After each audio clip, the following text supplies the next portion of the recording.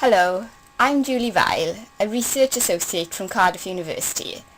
and in this short video clip I'm going to provide an overview of some of the mathematical research I've undertaken to help planners at the Welsh Ambulance Service Trust better predict future demands and ensure that they have the right resources placed in the right locations at the right times of day to effectively respond to emergency calls. Like most other service providers, the Welsh Ambulance Service Trust is commonly criticised in press articles for failing to meet response time targets, as just a small section of these articles demonstrates here.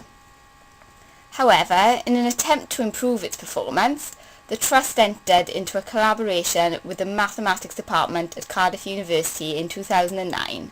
where myself and another PhD student, Leanne Smith, worked on two complementary projects to aid the Trust with capacity planning and deployment issues. Whilst Leanne worked more on the location aspect side of things, I developed advanced analytical techniques for the ambulance service to better predict future demand levels, evaluate fleet size to meet government targets, and enable efficient scheduling of vehicle and crew members. Ultimately, I amalgamated each of these functions into a workforce capacity planning tool which can be independently operated by any planner at the ambulance service to obtain an analytical base to help inform future capacity planning decisions. This plot here shows the daily number of emergency call-outs for an ambulance over a 5-year period. And as you can see, typically there have been around 1,000 calls per day and an overall increase in demand of around 5%. Of all of the extreme values indicated by the red circles are in fact all New Year's Day, when the service experiences huge surges in demand. The time series contains cyclic patterns such as weekly and yearly periodicities,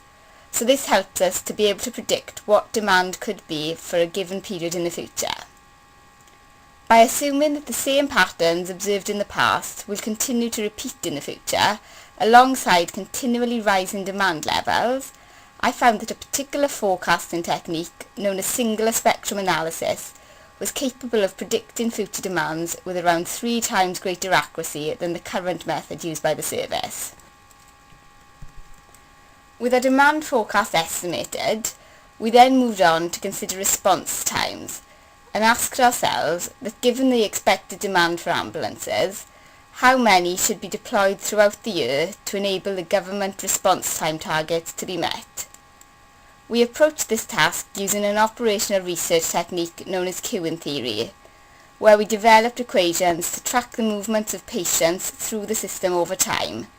recognising that life-threatening emergencies would be treated with precedence, and to find the minimum number of ambulances needed to respond to calls throughout different days, weeks, months and years. Finally, we went on to assign ambulance crews to user-defined shift patterns, and these can be based on various objectives, such as those shown here, and different constraints on possible rosters, depending on breaks and working hours of crews, for example. A roster is finally produced for the ambulance service to use that is of low cost and adheres to all working time directives and minimum crew requirements.